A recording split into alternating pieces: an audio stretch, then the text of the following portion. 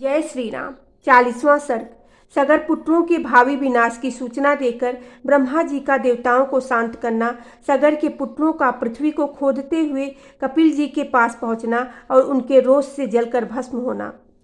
देवताओं की बात सुनकर भगवान ब्रह्मा जी ने कितने ही प्राणियों का अंत करने वाले सगर पुत्रों के बल से मोहित एवं भयभीत हुए उन देवताओं से इस प्रकार कहा। देवगढ़, यह सारी पृथ्वी जिन भगवान वासुदेव की वस्तु है तथा जिन भगवान लक्ष्मीपति की यह रानी है, वे ही सर्वशक्तिमान भगवान श्री हरि कपिल मुनि का रूप धारण करके निरंतर इस पृथ्वी को धारण करते हैं। उनकी कोपाग्नि से ये सारे राजकुमार जलकर भस्म हो जाएंगे। पृथ्वी का यह भेदन सनातन है, प्रत्येक कल में अवश्यंभावी है। इसी प्रकार दूरदर्शी पुरुषों ने सगर के पुत्रों का भावी विनाश भी देखा है, अतः इस विषय में शोक करना अनुचित है।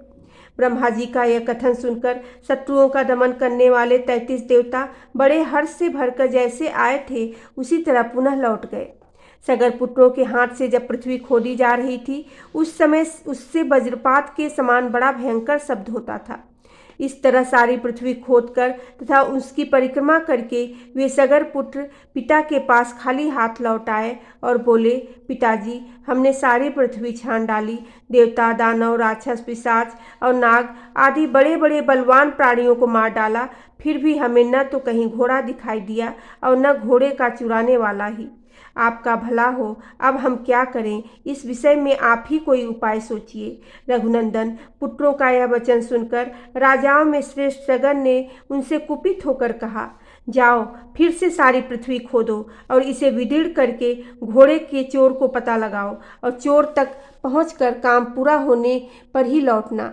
अपने महात्मा पिता सगर की यह आज्ञा सिरोधार्य करके वे 60,000 राजकुमार रसातल की ओर बढ़े और उस खुदाई के समय ही उन्हें एक पर्वताकार दिग्गज दिखाई दिया, जिसका नाम विरूपाक्ष है। वह इस भूतल को धारण किए हुए था। रघुनंदन, महान गजराज विरूपाक्ष ने पर्वत और वनों सहित इस संपूर्ण पृथ्वी को अपने मस्तक पर धारण कर रखा था। कुकुत्थ, वह महान दिग्गज जिस तरह समय थक कर विश्राम के लिए अपने मस्तक को इधर उधर हटाता था, उस समय भूकंप होने लगता था। श्री राम, पूर्व दिशा की रक्षा करने वाले विशाल गजराज विरूपाक्ष की परिक्रमा करके उसका सम्मान करते हुए वे सगर पुत्र रसातल का भेदन करके आगे बढ़ गए। पूर्व दिशा का भेदन करने के पश्चात वे पुनः दक्षिण दिशा की भूमि को खोदने लगे। दक्षिण दिशा में भी उन्हें एक महान दिग्गज दिखाई दिया। उसका नाम महापद्म था। महान पर्वत के समान ऊंचा व विशाल काय गजराज अपने मस्तक पर पृथ्वी को धारण करता था। उसे देखकर उन राजकुमारों को बड़ा विस्मय हुआ। महात्मा सगर के वे 60,000 पुत्र उस दिग्गज की परिक्रमा करके पश्चिम दिशा की भूमि भेदन करने लगे। पश्चिम दिशा में भी उन महाबली सगर पुत्रों ने महान पर्वताकार दिग्गज सौमनस का दर्शन किया। उसकी भी परिक्रमा करके उसका कुशल समाचार पूछकर वे सभी राजकुमार भूमि खोदते हुए उत्तर दिशा में जा पहुँचे। रघुश्रेष्ठ, उत्तर दिशा में उन्हें हिम के समान श्वेत भद्र नामक दिग्गज दिखाई दिया, जो अपने कल्याणमय शरीर से इस पृथ्वी को धारण किए हुए था। उसका कुशल समाचार पूछकर राजा सगर के वे सभी 60,000 पुत्र उनकी परिक्रमा करने के पश्चात भूमि खोदने के काम में जुट गए।